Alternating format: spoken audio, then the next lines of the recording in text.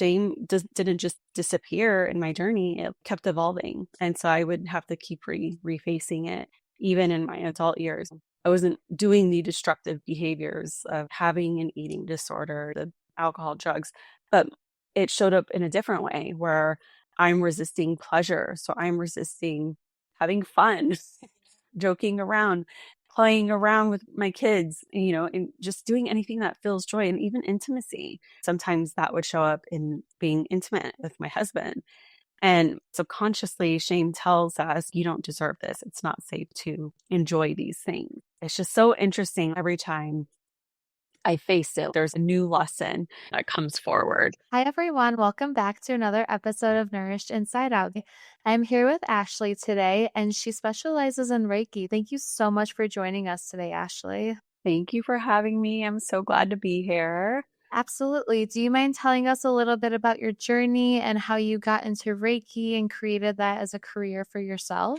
Yes. And I'm not going to say long story short because it's a lot, but just share. So Reiki found me. I never knew what Reiki was. I was at a point in my life where I was still in my 20s. I was in a serious relationship for almost 4 years with somebody I thought I might settle down with, but quickly realized that this wasn't the person for me and went through the breakup.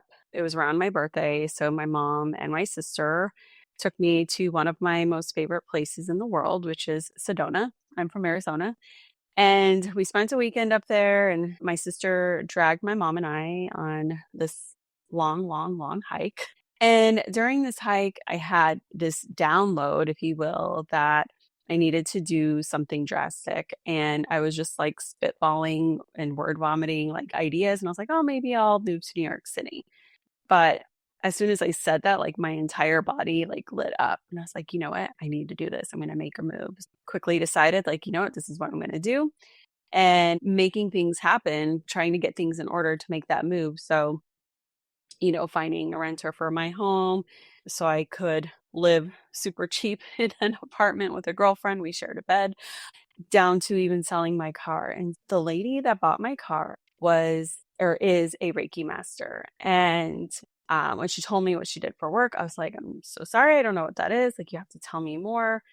And it was like divine timing because the point where I was selling my car and I met her, I still hadn't found a job yet. And I gave myself a deadline of when I needed to move by. And this was like within weeks. I remember it was in December. I was stressed because I'm like, maybe I'm making the wrong decision. Maybe this isn't what I'm supposed to do. Like, was really just doubting. She's like, well, why don't you come see me? Like, Reiki can help release blockages, all the things. So I saw her and I I felt like, well, I know my life was changed after that moment, after that first session. I just really felt like aligned and just so good. Like I could do anything. And I started seeing her more frequently. And she was helping me with like my mindset shift. And ultimately, I attracted a job very quickly after working with her and was able to make a move out there.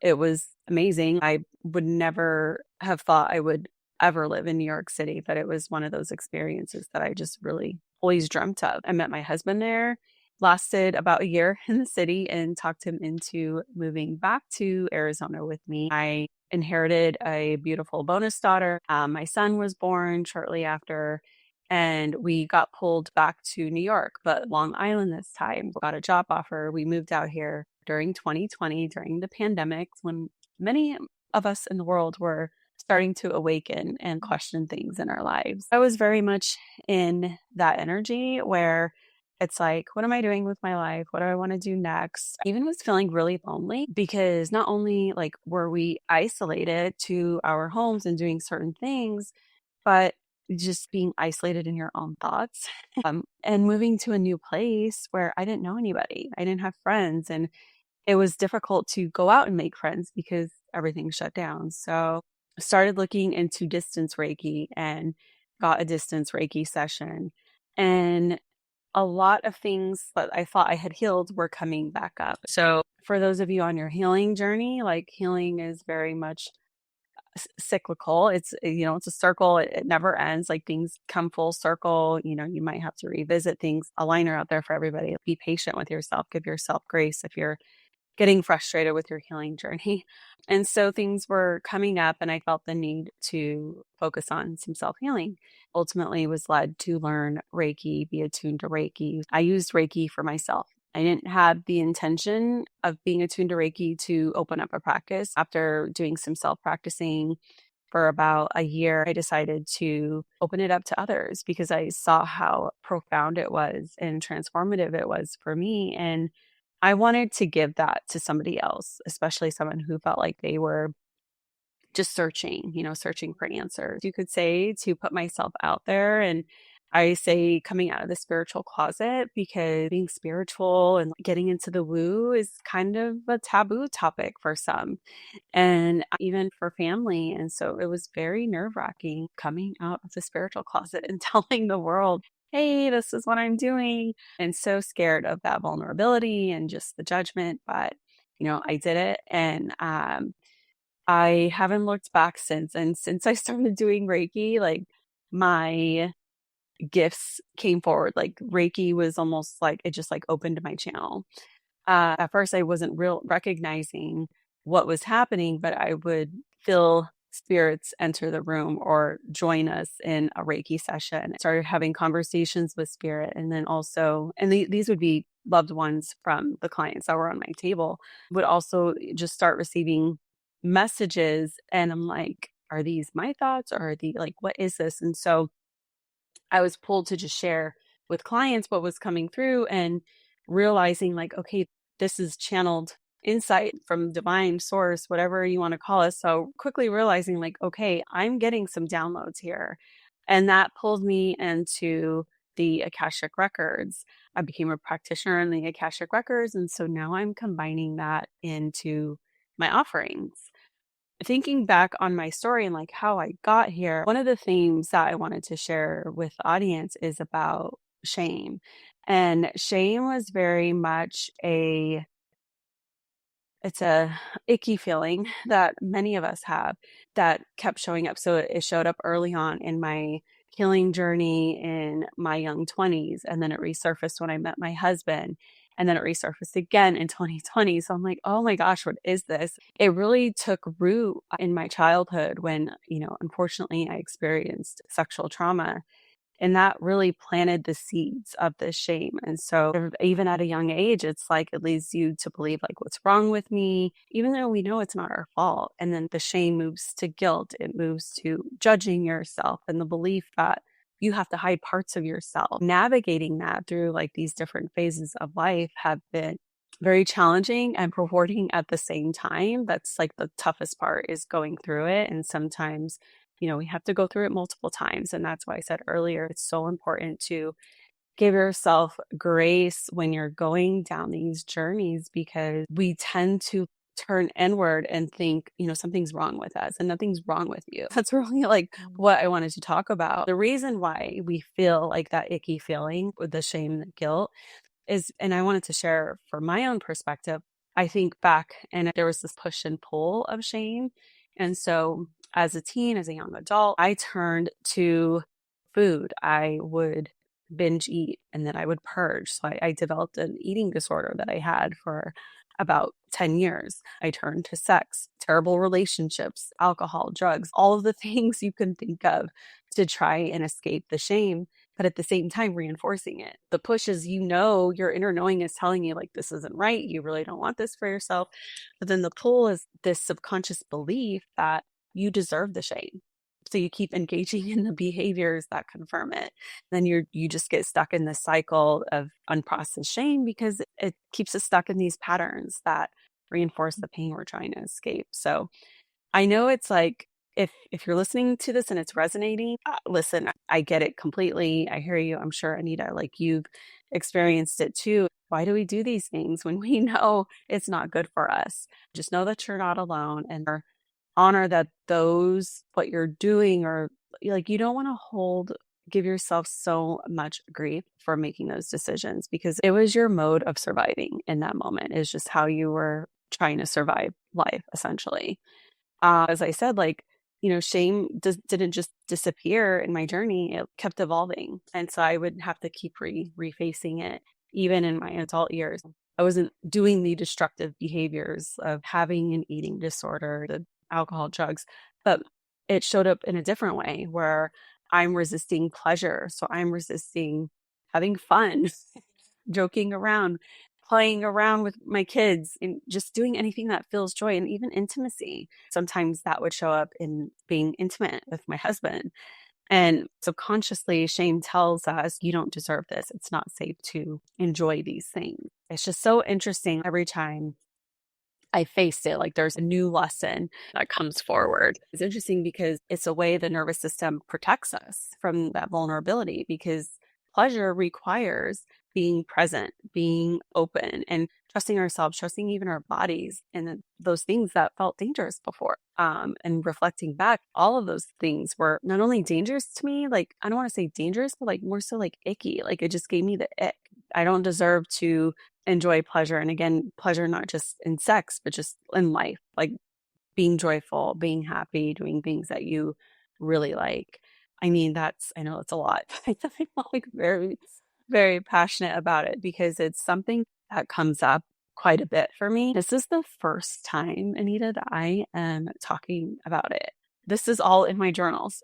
I've never had the guts to even talk about it on my YouTube channel, on my stories. Like, this is my first time. So, thank you for holding this space because this is actually very healing for me right now. Wow. Yeah. Thank you so much for sharing your story. I'm so impressed of how you have evolved through all of those lessons, all of those situations. And this is a safe space because I can relate with you in similar ways. When you're feeling shame, you end up in unhealthy situations. It can go a variety of different ways. And for me, it was unhealthy relationships. And similar to you, I would result to drinking or smoking and not taking care of myself, the binge Mhm. eating. I've definitely been there. Once we healed those aspects of our lives and those situations that we went through, we're able to share them in healthy ways, like share our stories in healthy ways. Because, for example, you just said this was all in your journal and you never said it before, but I'm sitting right across the screen and I can totally relate with you. Yeah. We're not alone. And I think that's like the biggest thing is we tell ourselves that we're alone and we're the only ones going through this, but we're really not. And I'm really thankful to share this space with you. So thank you. Yeah, of course. And thank you. I mean, Yeah. and that leads me to like, so how do we release it? Especially if you're listening and you're like, Yeah. okay, I'm totally resonating with this, but I don't know where to start. Yeah. So, what I've learned and what's coming through right now in this moment is that shame thrives in secrecy. Mhm. So, speaking about it is truly dissolving its power. I feel like it's dissolving around me as I'm talking to you. I said this earlier, but like, being graceful with yourself, giving yourself compassion, acknowledging that your past choices, for one, of course, don't define you, but those past choices that you are shameful of were survival mechanisms. It's not proof that you're unworthy. And I think that's super important to know for yourself. Some of the things that have been helping me lately is exploring somatics. So like really breath work has been very moving for me. If you haven't tried it, it's not just like sitting and like doing breaths. It's like intentional breathing. There's all sorts of different exercises. One that I even did this past weekend, I did like a collaboration class with a yoga instructor where she did somatics and then I did some sound healing. She had the participants inhale, and then like a big inhale and then hold. And then as you exhale, you're humming. And it's just like with your mouth closed. I know it feels silly, but I strongly encourage you to try it because it's so like grounding and it makes you so present in the moment because for one, you're like, you can't help but you want to like giggle because you're like, this feels weird. But two, like you feel it in your body. Like, before sound instruments came, our voices, the sound of voice is what has been healing since the ancient times. It brings you back to that, like your voice and like feeling the vibration of your voice in your chest, but it's the humming. So breath work, any type of energy healing. So of course, Reiki, for me, I say Reiki because I'm a Reiki master, but I know there are all sorts of other healing modalities out there. So just like research and find one that calls to you. It doesn't have to be Reiki. If you're looking for healers or any type of healing modalities, I tell people this all the time. You don't have to work with me. Like, do your research and look at people's bios, look at their offerings, look at their pictures, their videos, like, see how you feel when you're looking at this person, when you're reading about them. Because energy work is very personal. And especially if you're looking to release blockages like shame, you want to feel safe. And it's super important to, do your research, see who you feel a connection with. That's just something that I've always done too. And think of pleasure and joy as medicine for the soul. Like you have to give yourself permission to enjoy life. And even if it starts off small. So if you're like me, years ago where like this didn't feel good, just start off small. Start off with like the small things to help retrain your mind, your body, the nervous system that, feeling you can feel safe and joy. I love that because there's a lot of times when we feel shame, we tell ourselves in our mind that we don't deserve this. Oh, we don't deserve to do this. We don't deserve to hang around with a better social circle. We don't deserve that. Exactly. But those are all such lies. How does vulnerability play a role in releasing shame and the healing journey that goes with it? For me, I explored just some like thought provoking questions in terms of facing the shadow self. Trying journaling is a bit, I have like all sorts of notebooks filled with me venting and whatever, all of the things, but just exploring some of those questions of like, what parts of myself do I hide from others? That's always like a really big shadow question. And where in my body do I feel this shame? And when was the first time I remember feeling ashamed of who I was? One big question that really got me was what messages or beliefs did I receive growing up that made me feel shameful about me, my body, what I desired? And that was a big one for me. We could be consciously aware, but it could be in our subconscious too. Sometimes it can take a healer to help draw that out of you, and so again, that's why I say like it's so important to make sure you feel safe and you feel that connection. But if you're not ready for that, just like some introspection with your journaling and just asking yourself some of those prompted questions to explore where is it coming from, and just being vulnerable with yourself really is the first step. Acknowledging those experiences you went through or the choices that you've made can really do a lot in terms of vulnerability. When you were making the move to go to New York, what were your emotions like? Did you feel like you felt shame, or did you feel like you were actually releasing it because you were starting something new? What were your emotions Yeah. when you were doing that?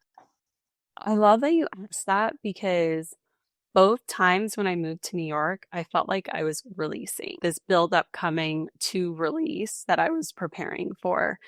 Um, so it's like looking back, I kind of knew that maybe it was my higher self. I knew that I was going to go down this path.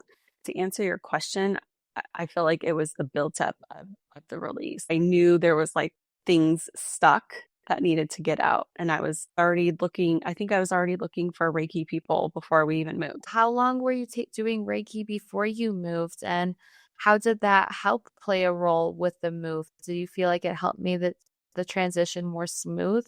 Because moving from one state to another is not easy, especially Yeah. like Arizona is warm all year. New York, you guys snow. We get the four seasons. Yeah. And we have snow right now. That's a lot So to process emotionally too. right. I know so many things were going through my mind at the time. I became a Reiki practitioner when I moved to Long Island. So when I moved to New York the second time around. So I didn't have any attunements to Reiki when we moved, but I was seeking Reiki to have healing for myself.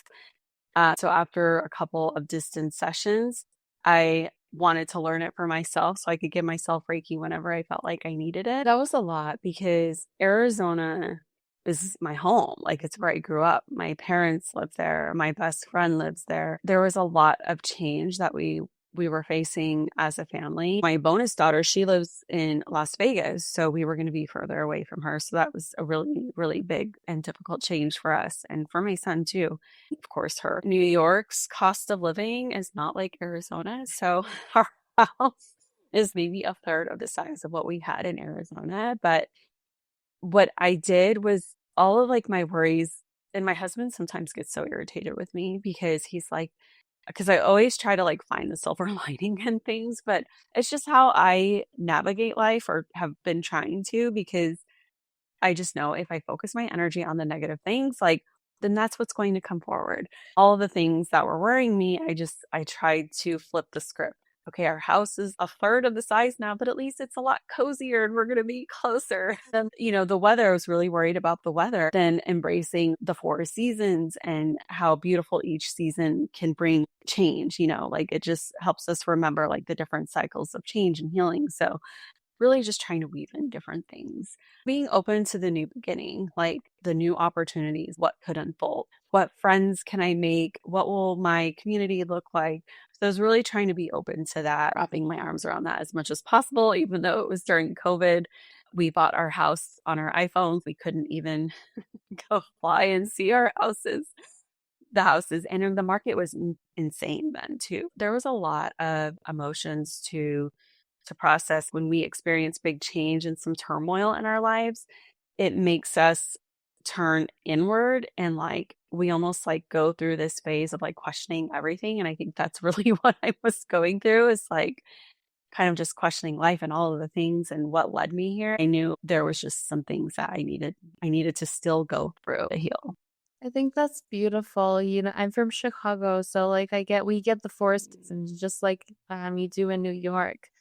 And I remember I would always see this quote because, like, seasonal depression is a real thing. Like, there's no doubt about Yes. that. I saw this quote a few times and it said, if you're going through a hard time, just remember that a tree will lose all of its leaves in the winter and it'll still bloom in the spring and the summer.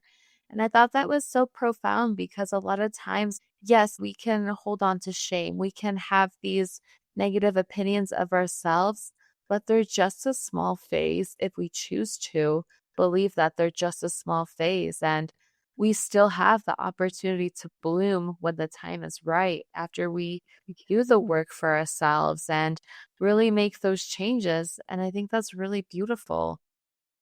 It really is. I love that. Thank you for sharing. It's also beautiful to see the change evolve, like even in my clients, just seeing how they show up for themselves. And that's why I felt so drawn to work with others, is because going through your own journey, like you can't help but want to share it. Just like with your podcast. And I saw you have a book, an affirmation book, and I was like, "Oh my God, this is amazing. Like I have to buy it." We just have this desire, this urge to share it with others because we know there's somebody out there that needs it, that needs to hear what we're saying, that needs to hear those affirmations in your book or this podcast. I feel very, very passionate about, right now I'm in the phase of like building community. That's the most beautiful thing about it is that your community usually doesn't come from the people that you're used to. Your community comes from people that you are meeting on your healing journey.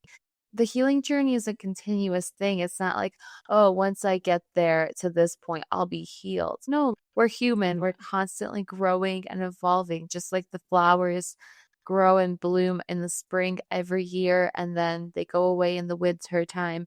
If you're in a four season kind of area, then you understand. But it's keeping us as humans, like we're always growing and always evolving. And that's like the most beautiful thing. And that's what I love about this podcast is because for the longest time, I was just isolating and trying to tell myself Mhm. that the things that I was going through in my relationships were normal, but they weren't. And I just really want to share my education and my lessons with others and get to talk to people like you and share more lessons because that's how we build community. We're all here for one another. So, 100%. I love how your mission is about allowing others to love themselves again, reclaiming that self love and reclaiming their personal power. That's both of mine. If I had to pinpoint it, it's reclaim self-love, reclaim your personal power. And the both of us went through it in our own ways Yeah. and are still going through it. So being able to give others just tools or even little nuggets, like even if you get like one little nugget, I'm happy. That's what matters. If you get one thing out of this, then it was well worth it. That's the way that I've always Mhm. looked at it. For somebody who is feeling shameful of their current or past situations and they want to make a change, what are some things that you would recommend them to start their self compassion and their healing journey from that? Yeah. So the biggest thing is explore the shadow self and also explore to tie that in with some sort of body work, whether it's breath work, whether it's moving your body or turning on the music and just like dancing to however your body wants to move. Lately, my biggest lesson has been getting out of my head and more into the body. So tuning into what your body is telling you, because especially when we're processing these feelings of shame and guilt, we're really in our heads and beating ourselves up and having a lot of negative self-talk. So trying to get grounded and into the body and like seeing where maybe you're feeling that shame in the body, like just trying to tune in. And you can even just sit if you can sit. I know some people can't sit or meditate, but you will be able to one day if you work at it. Cause I used to say that. Tuning into the body and even just like saying, like, where is this shame at in my body? Where is it showing up? And like you can close your eyes, see if somewhere in your body lights up for you in your mind's eye, or maybe you feel it. Like maybe you feel nauseous in your belly. That's it. If that's lighting up for you, or you get a ringing in your ear, maybe it's in your headspace. There's a number of ways, but it's almost just like getting comfortable with the feeling of it in your body, knowing where it's at. I can't stress enough the journaling. If you're not one to write, then use like your notes, do like a voice recording. So you could do those too, just and then like you could even listen back to the recording. But if you don't, like even just knowing that like you're talking and recording and putting it out there, it's getting it out. Like some just find a channel or way to help get it out and start talking about it. Because again, when we talk about it and acknowledge it, we're taking its power away. So that's where I would start first, and then working with a healer of some sort. Maybe somebody who does Reiki, maybe it's somebody who does breath work, or you go to a sound bath. Oh my God, I love sound baths. I started again, the sound journey healing path was for me. I got instruments and I did it for myself. I played for my family, but somehow like playing the bowls and playing the gong, like forced me into my body to help me feel and be present and be open to just receiving healing and releasing all of the things more than shame and guilt. Oh, I hope that helps. I'm an air sign, so I naturally am in my head a lot. So I have to do a lot of practice to be in the body and tune into the body. That's beautiful. I like how you said that even if somebody doesn't write like journal or like have time to write their thoughts out, put it in a voice note. You know, it's like that text that Mhm. that you want to send, so you type it out, and you Yes. don't send it. And it's so strange because I do this a lot when I'm driving. And now, like, please be safe when you're driving. But Yeah. sometimes, is it just me? But like, sometimes when I'm driving, like, I'll just like get lost in my thoughts. And then I'm like, wait, I'm not even listening to music. I'm just over here, like, thinking to myself. So sometimes I'll put, like, get my notes app and I'll just turn on the little speaker and start talking. And then Siri will, put it all in text. And sometimes she doesn't decipher what I'm saying, but it's okay. Um, it's like the act of it, like doing it. And I'm like, oh, okay, that was like actually quite like healing. Just letting it all out. Yeah, and you feel like you're having a conversation. So, like, I totally agree with that. What is it like to forgive yourself and to like move Gosh. on? Because we've talked about releasing shame, but what about the forgiveness aspect? Oh, that's a big one. It's so freeing. The best way I can describe it is you're just so free. And that's one of the things too that I've had to work through is just like being comfortable in my freedom and not being so worried about people liking me or people pleasing. I'm a people pleaser. Like that's just who I am. And so that's been a lot of work too, but it's on the other side feeling and like forgiving yourself of that. It's like you could I don't know, like the feeling of it is like a wild horse running along the beach. Like it's so beautiful, majestic, like you're just free, nothing to worry about except for you. And like you don't have to worry about others. It's like, yeah, freedom. Thank you so much, Ashley, for sharing everything and being vulnerable to share your story with us. Oh my God, thanks for holding this space. Like this was so great. Absolutely. Do you mind telling us where can people find you and where can they stay in touch with you and support you on your journey? So I am mainly on Instagram. I do have Facebook, but on Instagram at Energy Healing Ashley. And then my website is energyhealingwithashley.com. Amazing. I'll have all of that linked down in the show notes below so people can stay in touch with you. Thank you so much, Ashley. Thank you so much. This was great.